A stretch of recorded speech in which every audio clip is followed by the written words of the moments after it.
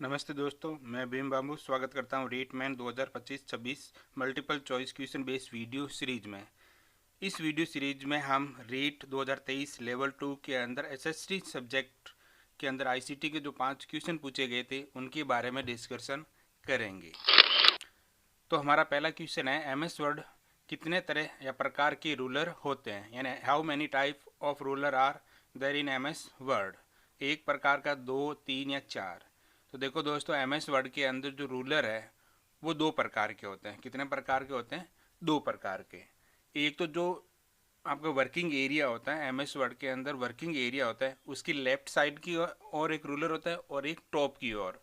ठीक है, यानी एक टॉप पे रूलर होता है और एक लेफ्ट साइड में रूलर होता है वर्किंग एरिया के। ठीक है, अगला देखो, कैश मेमोरी डैश डैश और के बीच में बफर के रूप में कार्य करती है। The cache memory act as a buffer between dash dash and dash dash.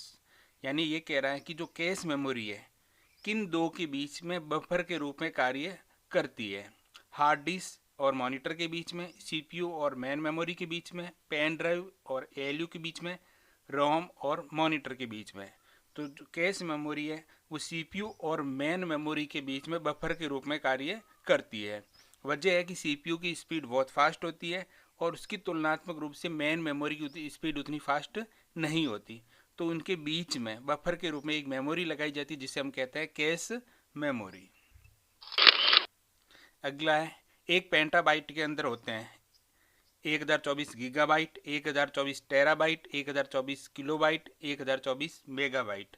तो एक पेंटाबाइट के अंदर कितने होते हैं? 1024 टेराबाइट होते हैं। अगला क्वेश्चन देखो, एक डेटाबेस में एसक्यूएल का वह कमांड जो इंडेक्स को हटाने के काम में आता है वह है। Which command use to remove a index from the database in SQL. यानी एसक्यूएल के अंदर वो कौन सा कमांड है जो डाटाबेस के अंदर जो इंडेक्स बना रखा है उसको हटाने के काम में आता है। पहला है रोल बैक इंडेक्स, यानी आप किस प्रकार का कमांड लिखोगे? Roll back index, delete index, remove index या ड्रॉप इंडेक्स। देखो, जो डिलीट कमांड है वो डेटाबेस के अंदर जो रिकॉर्ड होते हैं उनके ऊपर काम करता है, उसके स्ट्रक्चर पे काम नहीं करता। ठीक है, तो जो इसका सही आंसर है वो है ड्रॉप इंडेक्स। यानी सबसे पहले आप ड्रॉप कमांड लिखोगे, उसके बाद में इंडेक्स, ड्रॉप इंडेक्स। इंडेक्स का क्या लिख दोगे? नाम, जिस इंडेक्स को आप डिलीट करना चाहते हो। तो उम्मीद करता हूँ आपको अच्छी तरह से समझ में आ गया होगा। मिलते हैं नेक्स्ट वीडियो के अंदर। हम आगे से जो टॉपिक वाई है ना, जो भी टॉपिक है उस टॉपिक से संबंधित 10-10 MCQ का एक वीडियो बनाएंगे और डेली रूटीन। ठीक है।